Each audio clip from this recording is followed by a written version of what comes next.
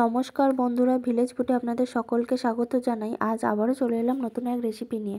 আজকে বাড়িতে খুব সহজভাবে চিকেন মোমো বানিয়ে দেখাবো। তার জন্য এখানে আমি 350 গ্রাম ময়দাকে সামান্য একটু নুন আর একটু সাদা তেল দিয়ে ভালো করে শক্ত শক্ত করে মাখিয়ে নিয়েছি।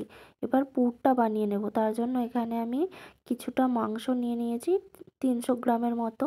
এখানে আদা কুচি, রসুন কুচি, পেঁয়াজ কুচি, গাজর কুচি, কাঁচা লঙ্কা কুচি, বিনস কুচি আর লেবুর রস দিয়ে মাংসটাকে 1 ঘন্টা ম্যারিনেট করে রেখে দেব। আর দিয়ে দেবো কিছুটা পরিমাণ গোলমরিচ গুঁড়ো, আপনারা ঝালটা বুঝে দেবেন। আর দিয়ে দেবো পরিমাণ মতো লবণ আর 1 চামচ সয়া সস দিয়ে ভালো করে মাখিয়ে নিয়েছি। এটা 1 ঘন্টা চাপা দিয়ে রেখে দিয়েছি। এবার কড়াইতে সামান্য পরিমাণ সাদা তেল দিয়ে আমি এই পুরটা ভালো করে ভেজে নেব।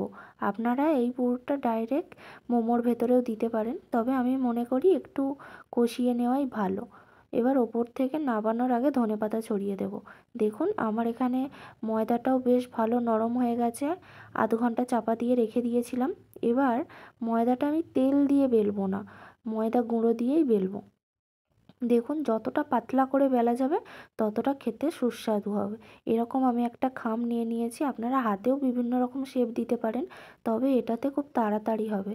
এরকমভাবে খামটার ওপরে রুটিটা দিয়ে দিচ্ছি। এইভাবে মুড়ে চেপে মুখগুলো আটকে নিচ্ছি। এবার এটা কেটে নেব। দেখুন এটা তো দেখতে ভীষণ সুন্দর হয়। আমি এইভাবে প্রত্যেকটা মোমো তৈরি করে নেব। দেখুন কত সুন্দর, খুব তাড়াতাড়িভাবে মোমোটা উঠে যাচ্ছে। আমার তো মোমো খেতে ভীষণ ভালো লাগে। আর কার কার মোমো খেতে বেশি ভালো লাগে তারা কমেন্টে জানিও। দেখো এখানে আমার মোমো প্রায় অনেকগুলো বানানো হয়ে গেছে। এবার এরকম একটা ফুটো ডিশ নিয়ে নিয়েছি। সেই ডিশে সামান্য পরিমাণ তেল ব্রাশ করে নিচ্ছি।